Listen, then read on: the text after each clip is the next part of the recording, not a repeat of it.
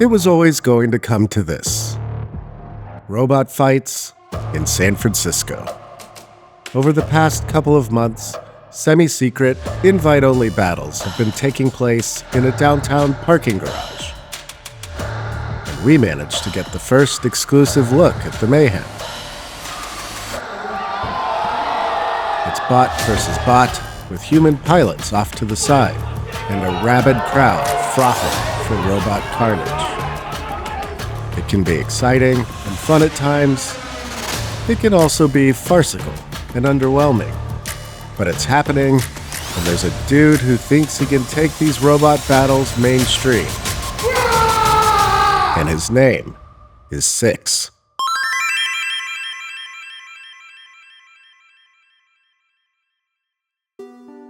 Cix's robot lair is here, a warehouse space in the heart of San Francisco. I'm Cix. I jokingly call myself the Chief Fighting Officer, but I'm the CEO, and yeah, I've been working on this for about 7 months now. Running motion policy in 3, 2, 1. Okay. We are Rec, the UFC of robots. And Cix is your real name? Cix is my real name. It was legally name changed about 12 years ago now. I grew up pretty socially ostracized, and so the internet was my outlet to connect with people. And I got really big into MMOs and online, role-playing games. And kind of my coming to age was calling myself Cix, and I would lead raids, and I kind of became a leader through that online medium because I didn't have an outlet to do that in real life. Cix was this courageous, character that could take on the world. In real life, I was just kind of lame. Robots gotta wait too. And when I came out to California, I had identity theft, and they told me basically the only way I can get around that is to legally change my name or to freeze my credit for the rest of my life. And they said the change your name thing kind of as a joke, but I was like, fuck it. I'm gonna become this online character. I wanted to, embody and almost create this character in real life. I ran into a wall. Cix and his team at Rec want to take these bots and pair them with virtual reality technology. The robot pilot would get into a virtual cockpit, initiate moves, and have the robot execute them. You're coming from the gaming world, the VR world, you have all these thoughts going around in your head, and then, how do you sort of end up here with the idea for this company? So I started to see these videos of people teleoping humanoids. And then I kind of do the thing where are we close to an inflection point, or is this going to be the standard thing in tech where people get hyped out, but it doesn't actually happen? And so I bought a 100,000, so this guy over here, this older one, but the same model as this, $100,000. My mom at the time, I was like, Mom, do I get a house or do I get these robots? And she's like, please, please get a house. You need to grow up. And I was like, fuck it, I'm getting these big ass robots. New robot day. It took about 2 months to get it. They told me when I received it that I was the first person at a residence that got one of these robots. Instead of a university. Instead of a university of an R&D lab, they were Yeah. like, what the fuck is this guy doing with this $100,000 robot? The thing is I felt there was something there, but I had to just figure it out. So I just started posting about it. About 6.5 months ago, I took a picture of it and I was like, I just bought this humanoid that costs as much as a luxury car. What do I do with it? And everybody who responded was basically like, you need to fight it or you need to fuck it. I'm sorry, that's how everybody responded, right? You weren't gonna fuck it. You had those experiences. I mean, the and then you Japanese can decided do that, you had to fight it. That was the last option then. I made a video where I hit it with a pillow, right? And people were like, why are you hitting the robot with a pillow? All this emotional connection. I was like, that is it. When someone looks at a humanoid robot, they imagine a human in its place. And that emotional connection and the type of media that you can create out of that is just significantly more valuable.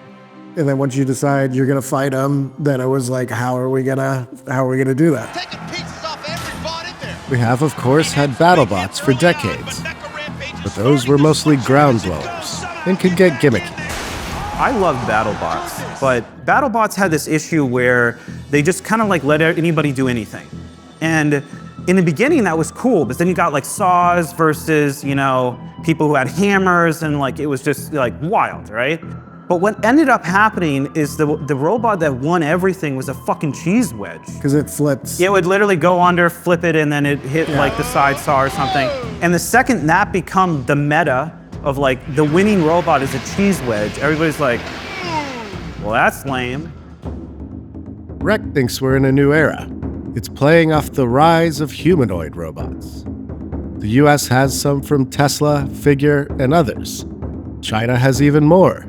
And it just held the Robot Olympics, where there were, in fact, robots boxing.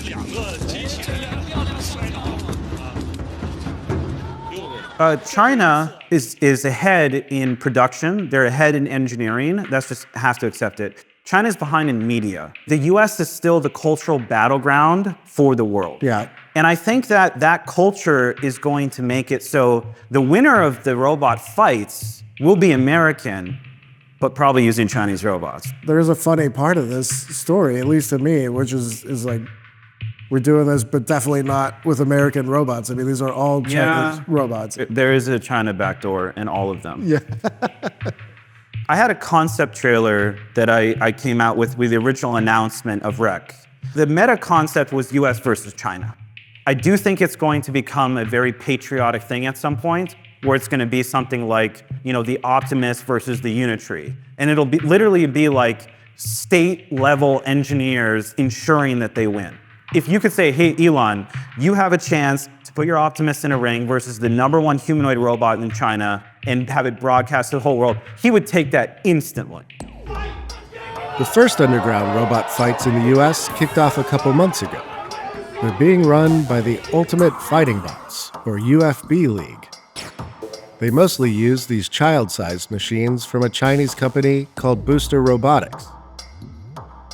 Cix took first place in the initial event, and then became a Joe Rogan-type announcer figure in the second. The UFB founders have done the most so far to get this going as a sport. Cix's vision, though, is even grander. He wants to make robots that have much more sophisticated moves, and he wants to create a mainstream combat sport. Don't let your finances beat you up. Switch to Brex and let its smart software battle your expenses for you. I got into VR and I was really interested in the medium, but it was very inaccessible.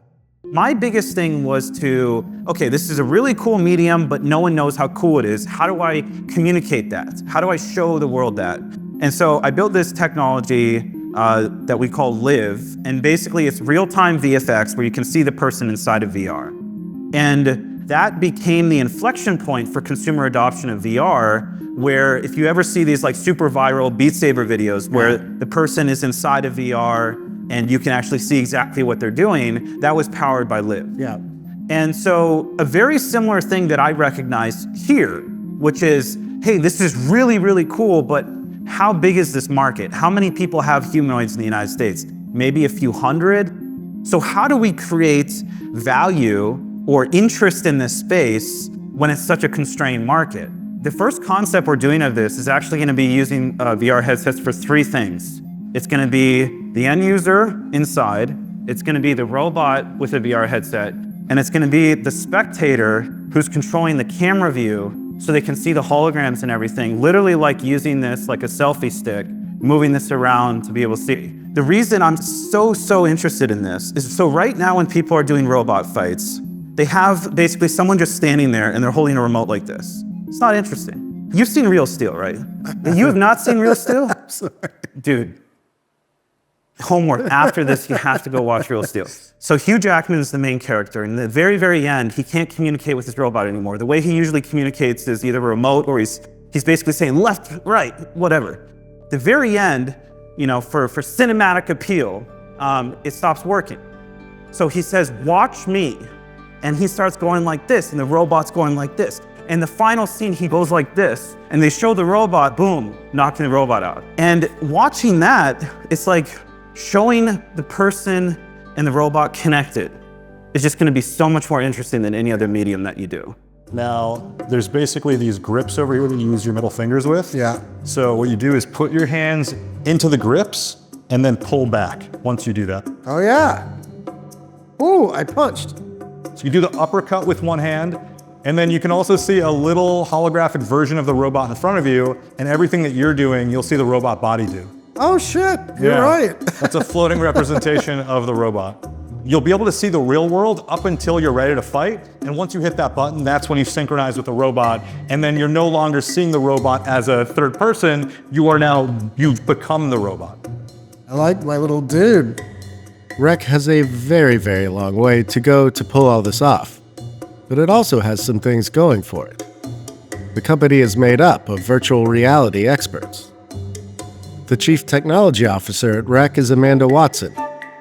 She's got a history of doing groundbreaking things in VR, first at Oculus and then Meta. Watson helped make it possible for VR systems to tap in wirelessly to the computing horsepower on PCs. Now she's set to work training AI models on fighting moves. Can I just do one thing first? I have You can do anything. little ritual from theater that I do. It's superstition, but I don't know. 100%. Let's do a... I like that. You're the chief technology officer? Yes, sir. Okay, and so when I came in here the other day, it looked like a lot of the VR, the merging of the VR part to the robots, that seemed like your focus. Is that fair? It actually ends up not being my focus. Okay. I'm really excited about doing VR and streaming since it's the thing I have the most immediate ideas about. But a lot of my work for the last few weeks has been figuring out RL and policy training as well. Okay, so reinforcement learning, so infusing AI into all of this. Exactly. There are two applications to reinforcement learning that we care about. One is making sure the robot can stand up and walk. That's a combination of a few things, but reinforcement learning is one of the tools that we use to try to balance a bipedal robot, especially when it's, taking hits or something like that. The second part is trying to make movement seem human-like and natural. If I just tell the robot, hey, put your arm here, it's gonna do something that might not pack a lot of punch and also look very good on a camera. It might go like bleh. Okay. And we want it to do a punch, we want it to do a hook. We want it to both match what the human is trying to do and make it look like a good fight. So how do you do that? When I see like the pick and place robots, there is a human teleoperator doing all the movements to train the robot on what that looks like. And it seems like this would be harder to just be able to throw a million punches and have the robot learn from that. We have the ability to have the robot mirror whatever your arms are doing. We also have the ability to deploy basically an animation that looks like a punch, that's very cinematic and looks real. Okay. What we'll probably end up doing is a combination of those two things. Okay, and then the balance part seems... Yeah, it's actually very complicated to keep these robots upright. Because it's not like they want to fall down, but they can fall down relatively easily. Yeah. The results so far can be modest and also horrifying.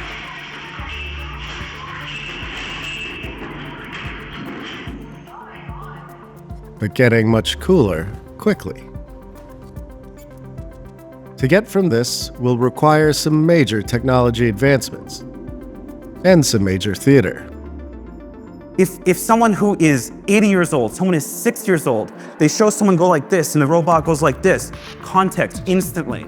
Anybody from any culture, from any place in the world, from 6 to 90 will say, I know what is happening, that is interesting. Yeah, I do love the idea when you talk about like a 16-year-old girl just beating the crap out of some like yes, I love it.